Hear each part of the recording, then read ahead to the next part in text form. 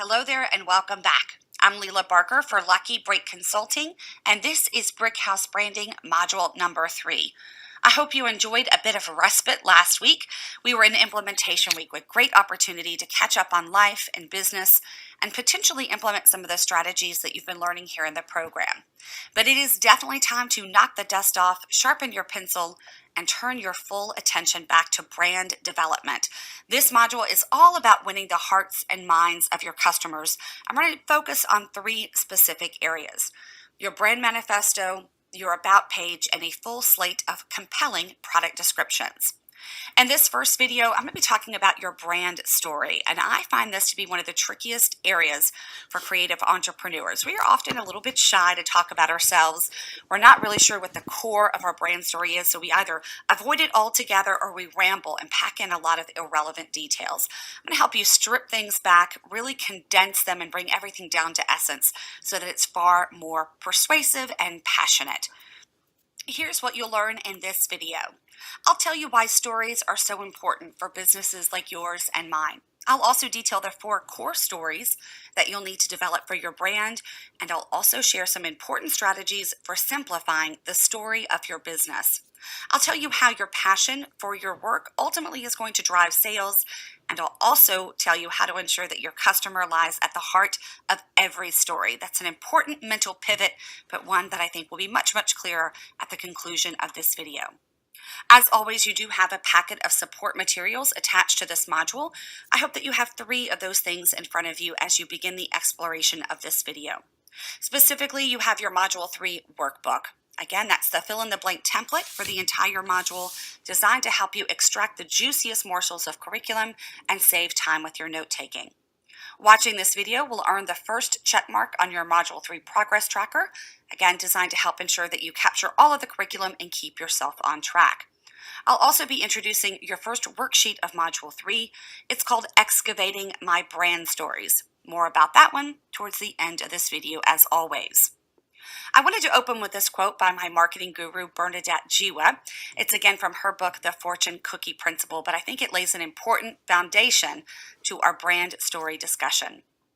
Bernadette says, if you want to build a sustainable business, a brand that will garner loyalty, and if you're lucky, become loved, you have to start with your story.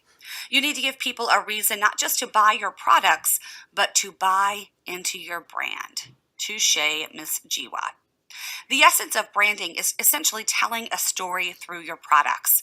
You're going to be telling a story about what you and your customers value, a story about the lifestyle your products personify, a story about the types of people who purchase what you create, a story about what you and your customers hope these products will ultimately accomplish. Anytime we make a purchase, we really are telling ourselves stories. We talked about that a little bit in Module 2. Stories about who we are as people, who we identify with as community, and how we vote with our dollars in order to perpetuate more of what we want to see of in the world. So to become a master brander, you're going to have to become a master storyteller as well. I like to think of stories as bridges. They connect your customers to your brand, they connect your products to the customer, and they connect your customers to one another. I ask you, when was the last time you got really, really, really excited to buy a necklace at Walmart, or a vase at TJ Maxx, a card at Hallmark, or a bar of soap at the drugstore? These purchases don't have much emotional resonance for us. We're not connected to the makers or the product designers in any way. If we elicit some sort of adrenaline rush or emotional attachment, it's typically because we found a deal. Remember that commodities compete on price. It's something we learned about in Module 2. So certainly finding that good deal could fuel some excitement, but dollar signs aside, there's not much excitement to be had at Walmart, TJ Maxx, Hallmark, and your local drugstore. This, however, is where small brands like yours and mine truly have a leg up on the corporate giants. This is where we can distinguish and differentiate ourselves by driving that emotional resonance that we've been talking about here in Brick House Branding and getting people really, really excited to work with us. Your brand, as I mentioned before, is actually a collection of stories, and there are 4 core stories that we'll be working to cultivate here in Module number 3. The first is the story of your business. This is the genesis of your brand and where you are headed next. The story of your passion details why you do what you do every day. The story of your product informs for your customers what your products actually do and how they will enrich the lives of the users. And the story of your customer that talks about why these people are using these specific products and the results that they are enjoying. So, again, those four stories are business, passion, product, and customer. We're going to take the product piece and set it aside for just a moment. I'll deal with it a little bit later here in Module 3 when we study how to sculpt compelling product descriptions. But for right now, we have business, passion, and customer, and I'm going to tackle the story of your business up first. Raise your hand if you've ever felt super, super awkward trying to talk about yourself on your own product page. I'll tell you a little secret about Bella Luce. When the company first started, I knew I needed a compelling website, and I spent lots and lots of time creating content for it. I felt incredibly skilled and capable and empowered to write all of the product descriptions and the ingredient glossary and the SEO rich homepage text, but I did not feel comfortable writing my own business story. Something about it felt very narcissistic and self-centered to me. So I actually had to hire a copywriter to create this one piece of content. She did a brilliant job of mimicking my voice. And then when I tucked it into the website among all the other text and content that I had built, everything worked very seamlessly. But I literally could not create this page for myself. My goal with this next portion of the video is to help you ask some prompts and questions of yourself to dive deep into your own business story and pull out the most important pieces of that tale, the ones that are going to really connect with your customers and give them meaning. Again, our tendency is either to avoid the business story altogether or to ramble on and on needlessly in a way that really loses our customers and robs them of an opportunity to connect with us.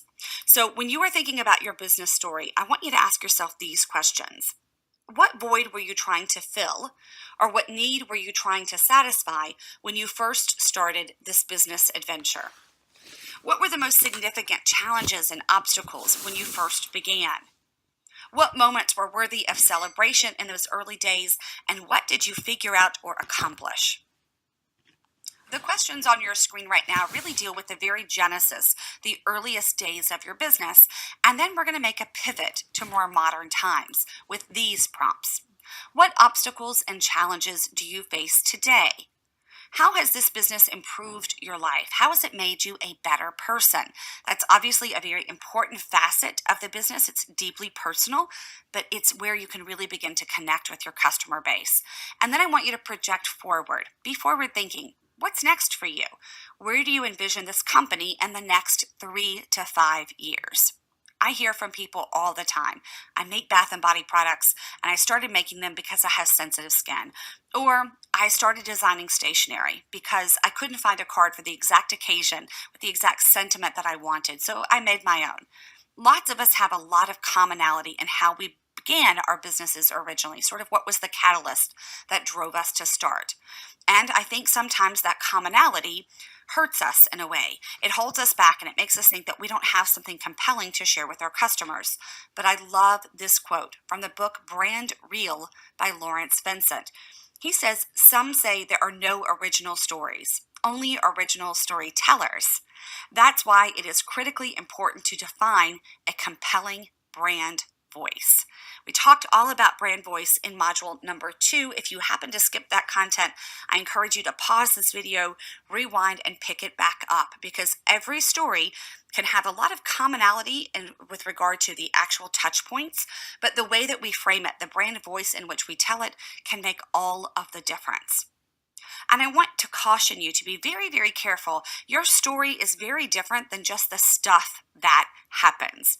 When I charged people originally with writing their business stories, sometimes they can get mighty carried away, and page after page after page of every single thing that's ever happened within the business. That is not the story. Those are the facts of the business. You and I are carefully crafting a compelling story with a beginning, a middle, and an end to it. Here's another great quote. "A story is designed from beginning to end to answer a single overarching question. As readers, we instinctively know this, so we expect every word, every line, every character, every image, every action to move us closer to the answer. Thus, it would seem that when you're writing a story, defining what it's about should be simple, obvious almost, yet it proves to be maddeningly elusive. Despite our best intention, the narrative meanders, spending way too much time wandering aimlessly down back roads. So, in the end, although a lot of interesting events take place, they don't add up to anything. No question is asked, let alone answered. The story is so full of things that the reader doesn't need to know that it has no focus, so it isn't really a story. It's just a collection of things that happen. Stories that lack focus often aren't about anything at all. It's a brilliant quote, again from Lisa Crone from her book, Wired for Story, which I highly recommend if you're working on sharpening your storytelling chops. It's a brilliant, brilliant tome that really helps you understand how stories connect to readers. You can pick it up on Amazon if you're interested. So that's your business story. Again, be careful of the stuff that happens versus the actual business story and work through those prompts to bring the information forward. The second story that we're going to focus on is your passion story. This one is my favorite. Here are the prompts that I want you to work through in order to bring this material forward. What gets you out of bed and excited to work every single day? Heaven knows that entrepreneurship is not easy. So what's compelling you to continue on the journey? How does that passion enrich the lives of other people? How does it improve their daily life? And also, what's the most rewarding aspect of owning this business or creating these products? And your fourth and final prompt, what's your favorite thing to hear from your customers? What really lights you up and reconnects you with your passion? I watch a lot of TED Talks. They are brilliant ways to pass the day, and you can download them on your iPod and listen to them while you are ferrying around on the treadmill or taking the kids to the carpool line or navigating the grocery store. One of my all-time favorite TED Talks is by Simon Sinek. He also wrote a book based on that TED Talk that's called Start With Why. I highly recommend that you watch Simon Sinek because he is mighty easy on the eyes and his accent is pretty delicious as well. But my fangirl status over Simon aside, here's one of my favorite quotes from him. People don't buy what you do. They buy why you do it. When companies talk about what they do and how advanced their products are, they may have appeal, but they do not necessarily represent something to which we want to belong. But when a company clearly communicates their why, what they believe, and we believe what they believe, then we will sometimes go to extraordinary lengths to include those products or brands in our lives. This is not because they are better, but because they become markers or symbols of the values and beliefs that we hold dear. It is not logic or facts, but our hopes and dreams, our hearts and guts that drive us to try new things. Your job, dear brand owner, is to connect with your customer, to elicit their heart and their gut to follow you wherever you may be going. And your passion story, the second of the four stories of your business, is where you can really build that emotional resonance by talking about what drives you and what you want to see more of in the world every single day. The third and most important story is probably your customer story. And you know that I love to talk about customers here in Brickhouse Branding. Here are the prompts that we're going to work through to get this meat out of your brain and onto paper. Who are these people and what do they seek? We've been focusing on that very, very heavily through our MVP exploration that began all the way back in Module 1. What do these people value most? What do they hold sacred? And what is profane in their eyes? What draws these people to your brand? And what practical and psychological benefits do they enjoy when interacting with your brand and your product? Now, if you did that incredibly challenging exercise for Module 1 called Building My MVP Profile, you already have the story of your customer pretty down pat. So you can almost check this off your list already. It's a beautiful thing, right? That to-do list is always really, really robust here in Brickhouse Branding. But again, we are always trying to take off our maker goggles and slip into our consumer spectacles. We're trying to really crawl inside the minds of our customer base, our ideal target market, and almost become those people. So whenever we're writing for them, we must write through their eyes, not the eyes of the person sitting on the opposite side of the table. Returning once again to Bernadette Jiwa, I am a firm believer that it's physically impossible to have too much Bernadette in your life. She wrote in her book, The Fortune Cookie Principle, people want to see you, and they want to see reflections of themselves in your brand. They want to know who you are, what you stand for, and what made you. People want to be touched by you. They want a reason to care about you and to believe in what you do. You have to give them that reason to change how they feel, not just what they think and do. It's a mistake to assume that your marketing should change how people feel about what you sell. Your job is to change how they feel about themselves. The goal of business must no longer be to find more ways to say, here we are, notice us. It has to be about reaching out to the customer and saying, we see you.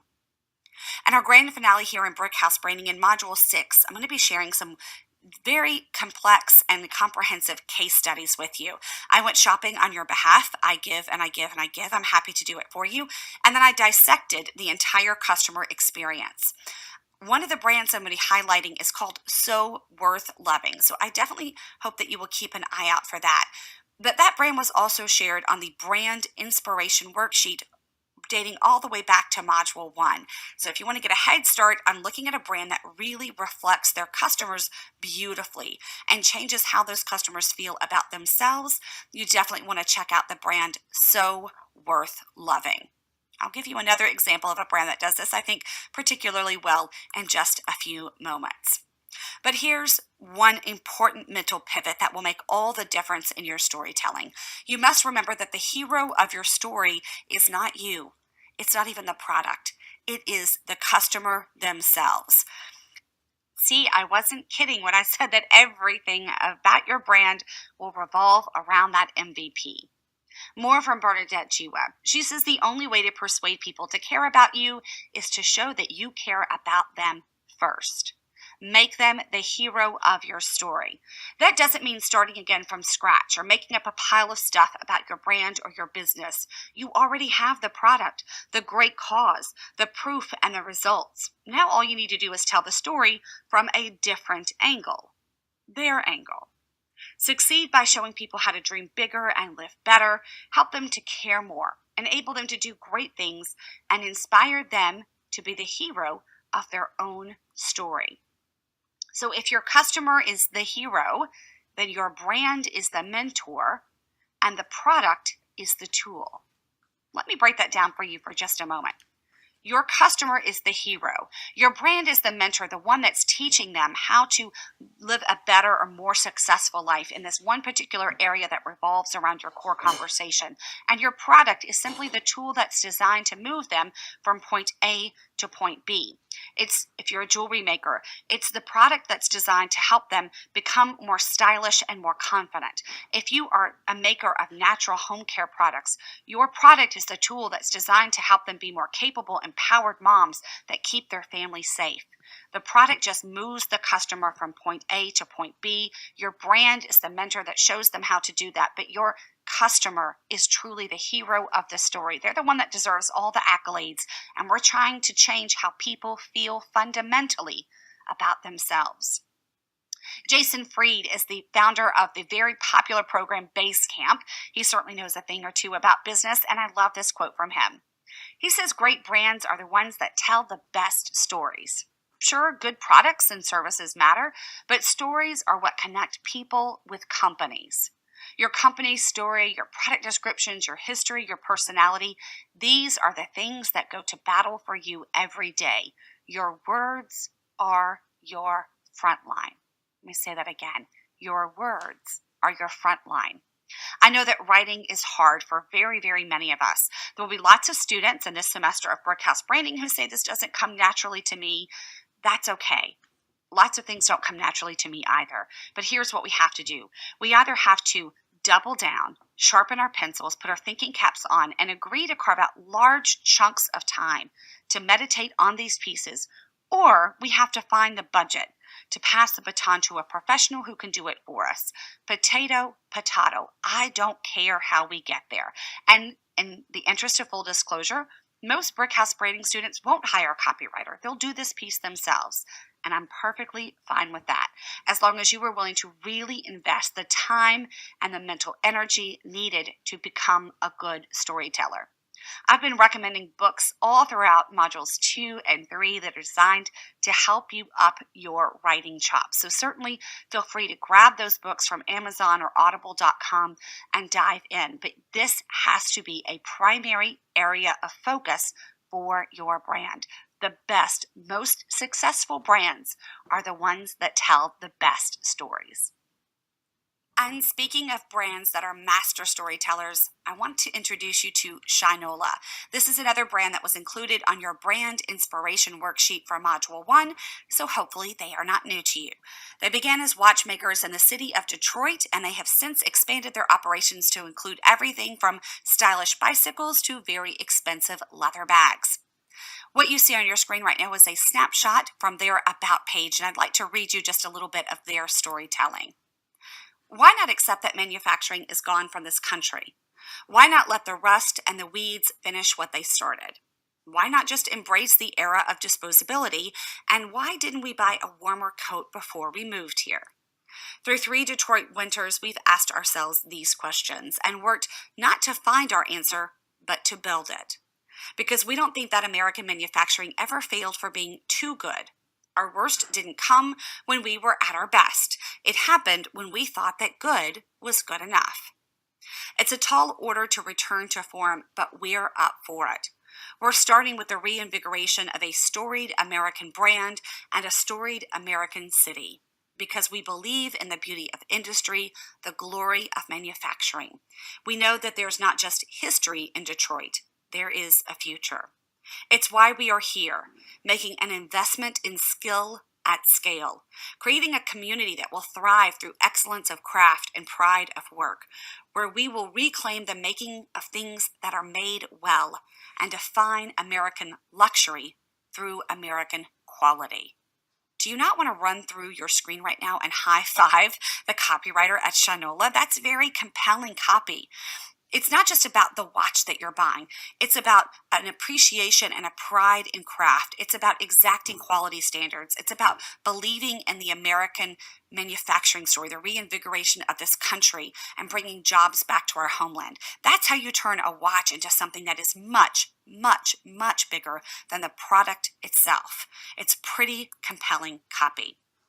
Shinola goes on throughout their website to reinforce this idea of quality of craft. They introduced the Shinola Guarantee, good for life. Shinola is now proud to offer a limited lifetime guarantee on every watch we make. Here's what they say about it.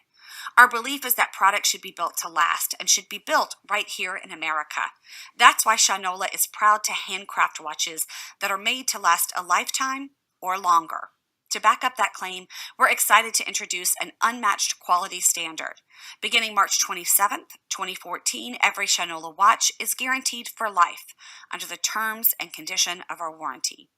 Shinola is able to offer this guarantee because we source only the best available watch components, and we utilize a handmade production process in our state-of-the-art Detroit factory. After all, there's a certain satisfaction in knowing your Shinola timepiece can be passed down to the next generation, and our limited lifetime warranty ensures it will be. Again, everything about Shinola points back to quality of craft and American manufacturing. To that end, they also introduce you to the headshots, the profiles, the faces of the very people who are making your watch. They're building that personal connection. This is the passion story. Another fun fact about Shinola, they often assign specific serial numbers or unique item numbers to every single product. What you see on the left of your screen is a phone case. It's wrapped in leather, and you'll notice that it's stamped with a unique number that identifies your product out of every other phone case they have ever made. And on the right, you see one of their watches. You may have to squint your eyes to make it out, but look very, very carefully at the image on the far right of your screen, and you'll see there is a stamped serial number there as well. All about pride and quality of craft. And now it's time for you to get to work crafting your own brand stories. I developed a worksheet designed to help you do just that. It's called Excavating My Brand Stories, and I designed it to help you pull together your business, passion, and customer stories. We will tackle product stories separately in another video later here in Module 3. You can begin by printing one copy, and then you simply follow the prompts. You're going to dig deep. You're probably going to write, and then rewrite some more until you have stories that you're really proud to present. Don't forget that if you need a little bit of help in the copywriting department with your punctuation or your subject-verb agreement, there was a great resource that I shared with you in Module 2. It is called Grammarly, Grammarly. Grammarly.com will help you tighten things up from a grammar perspective. Please know, good stories take time to write, so you're really going to need to spend some time with these. Don't post your first draft because it's definitely not ready. Soak it in, sit with it for a little while, no matter how uncomfortable that might seem. One other word that I want to sort of seed that I want to plant in your brain.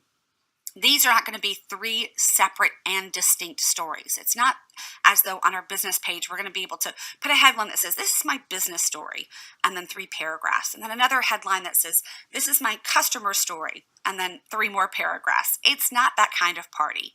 What we're trying to do is draw out through the use of this worksheet the important content. It already lives inside of you. We're trying to pull out those important pieces, massage them, and crystallize them into something that's very, very compelling and persuasive for your customers to read. In the end, what we're doing is crafting one package of stories about the brand itself. So though we have to call them different things when we build them, they won't be articulated as different things when we actually implement them into our brand. I believe that I've given you quite a bit of food for thought in this video. You certainly have lots of homework ahead of you. I'm going to put a period at the end of the sentence for our Module 1 video. Thank you so much for joining me. I'm Leila Barker, and I look really forward to hearing your thoughts about this video and checking out some of those business, passion, and customer stories in our Facebook community. That's where I'll be hanging out all week, ready and willing to help. Remember not to get frustrated. Just keep digging, writing, and refining. You will get there, I promise. Sharpen your pencil, refill your coffee mug, and I will see you in video number 2.